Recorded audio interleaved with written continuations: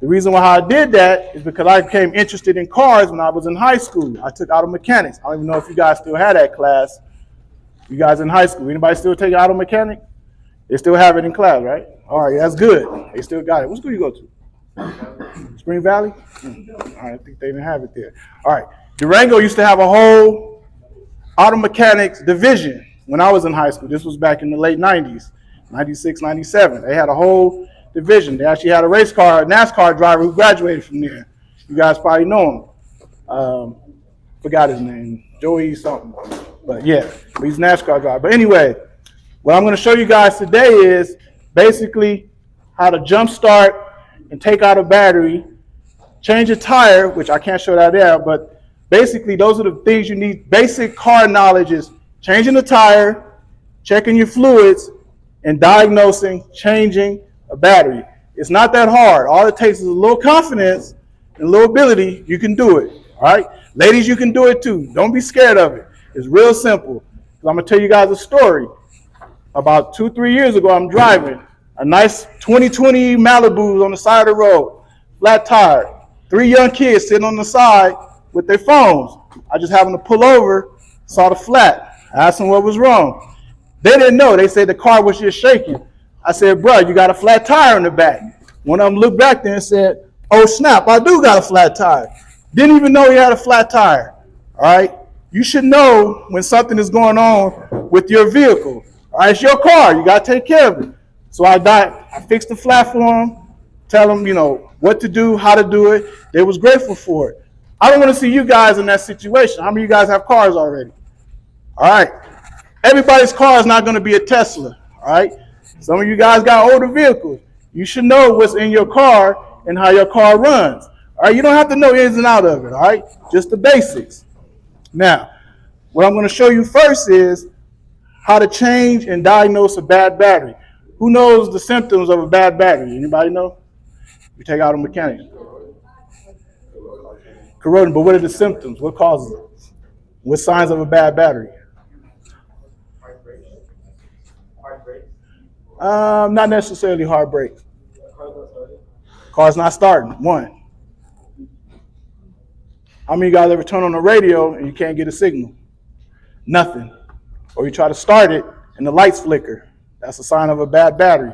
All right? It's real simple. As soon as you turn it, nothing happens. Bad lights, nothing turns.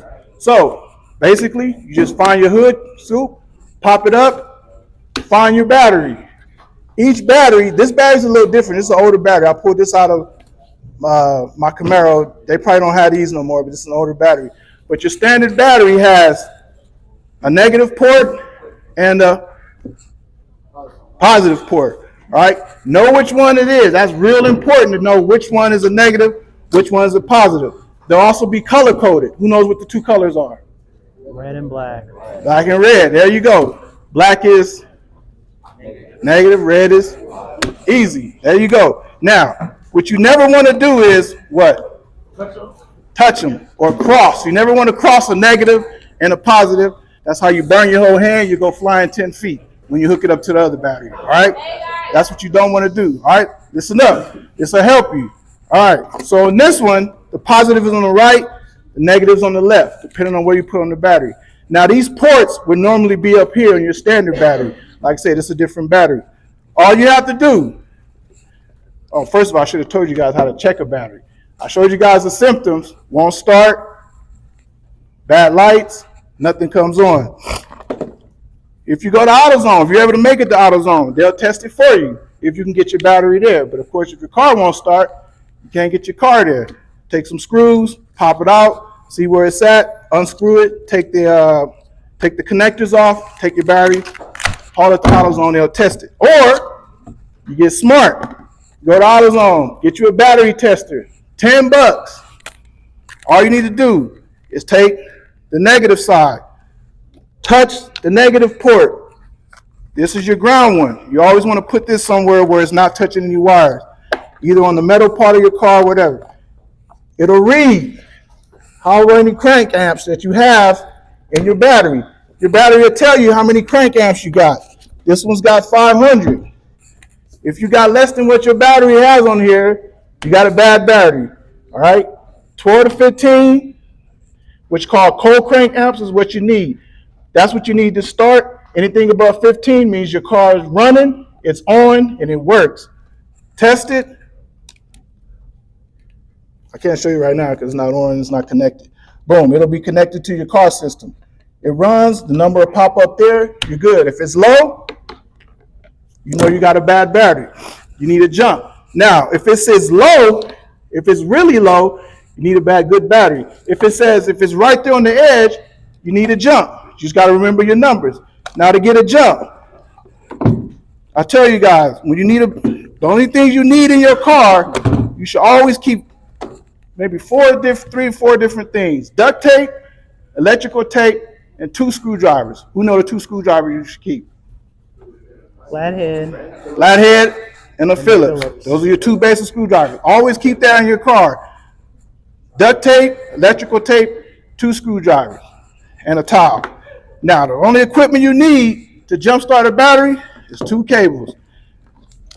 Now, you take your 2 cables. Obviously, these are on the side, but they would be up top. You just stick your positive on your positive, your negative on your negative. For demonstration purposes, we're just going to stick them in here. Normally, don't be like that. Now, here's the important part. When you're going to put it on another battery, say somebody else's car, always negative first on the other battery, and then the positive. You don't want to go, oh, let me just stick them on there. Bah! Your whole hand gets black. I've seen it happen. Then you burn. Now you're going to the emergency room. That's how fast it happened. And then you never want to do this. It's not on now, but that's another way. You touch them 2 like that, with that on there, and it's still hooked to your car, boom, you go flying back 5 feet, your hands are shot. And that's it, all right? Never want to do that. Plug it in there. 1, positive, negative. The person that's giving you the jump, just tell them to start their car up, or their car could be already running. Give it a little gas, you wait, turn your car, cranks right up. Let it run for 5 minutes, boom, that's it. Once your car starts and it keeps running, let it run. Don't turn on your AC, don't turn on your heat, nothing. Let it run with all that, because you want the juice to go through your system. All right? Once everything is done, disconnect your battery side first. So you disconnect, then you disconnect from their side. Boom, boom. And that's it. It's real simple, guys. Checking your battery, changing your battery. Bolts, strap it back in how it came in. A lot of the batteries now have brackets on top, so it sits in a nice comfy spot, and you don't have to even take it out. You can just do it from right there. But if you got to take it out, remember where your brackets are, remember everything else is. Second, checking your fluids. By fluids, I mean oil, transmission, and who knows the last one?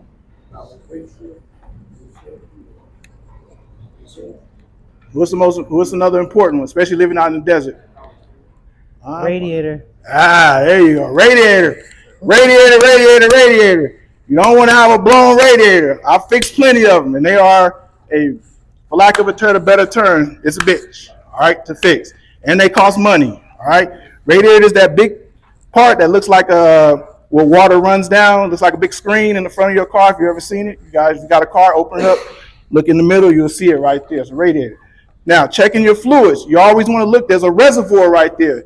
Just like the battery, you want to go in there, find the spot where it's sitting at, look at the cap, there's usually a dipstick in there.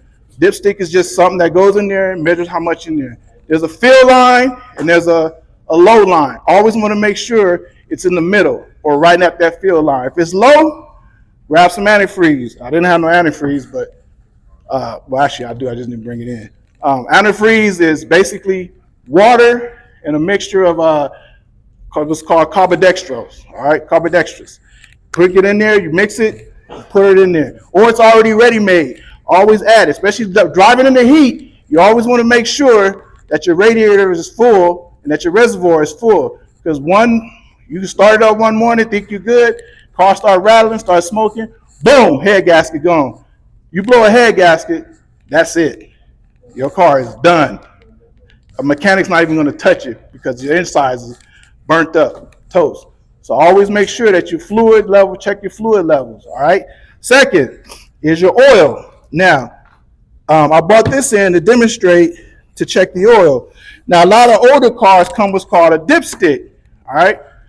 They call it a dipstick because all you do is dip it in and pull it out. Now, for the newer cars, you guys are living in a generation of electric cars. A lot of electric cars, they don't have this anymore. You don't even need this. They have indicators now on the dash that tell you low oil or insufficient oil. You don't even have to pull this out no more. It'll tell you, all right? And then you go to the mechanic and they'll find a little sensor on there to change it. Everything's got sensors now, all right? I can't teach you about that because I don't have all that in front of me, but everything is sensors. I call it sensor size now, all right? But for all you guys that got older cars, that still got cars in the 2000s and late 2010s, they still come with dipsticks. Even some of the newer cars, they still come with dipsticks. All you do, just pretend like this is oil. It'll be sitting down in a hole pretty much, yep, all the way in, but it'll be way down in there. You just pull it out on the stick. You can't see it from here. There's a full line and a low line. You always want to make sure it's full, always. No oil means you can really damage your engine. Burn it up, start it up, it'll crank. And you think, why my engine not starting? Every time you crank it, it won't start. But guess what? You damage it because it ain't got no oil. Or you'll be running and it'll be riding rough and you'll see the light come on, say oil. That means you need oil. Go in there, find your dipstick. It'll even say on there, engine oil. Oil, all you gotta do is look for it on your car. It's either in the red or yellow. Look for the little stick and you'll find it right on top of the engine. Whoop, you just take a little bit of ingenuity and a little bit of focus and you guys can find it. Once you find it, if it's low, find out what your oil grade is. 5-way 20, 5-way 30, 10-way 20, 10-way 30. It'll say it on the stick. Right there on your engine, it'll tell you your oil weight. Add a quart. Real easy. Just add a quart in there if it's low. Or get an oil change if it's time for an oil change. Once you get it, wipe it clean. Once you see it, stick it back in the stick, back in the hole. Boom, that's it. All right. Now the second part is, I was going to show you, you guys need to learn how to change a tire, just like that scenario we said. A lot of blown tires on the road. Now that's a little tougher, but what's your best friend nowadays that you guys walk around with? Phone. You can go on YouTube and it'll show you how to change a tire. Real easy. The components to change a tire, you guys have it all in your car. Mini jack, tire. Look on YouTube. Remove the bolts. It's all the tools right there. All it takes is a little effort. All right, guys?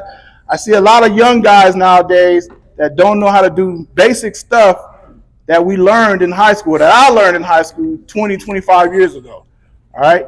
It hasn't changed that much where you guys could do basic stuff on your own. Like I said, all it takes is a little effort. All right? Just a little effort and a little ingenuity.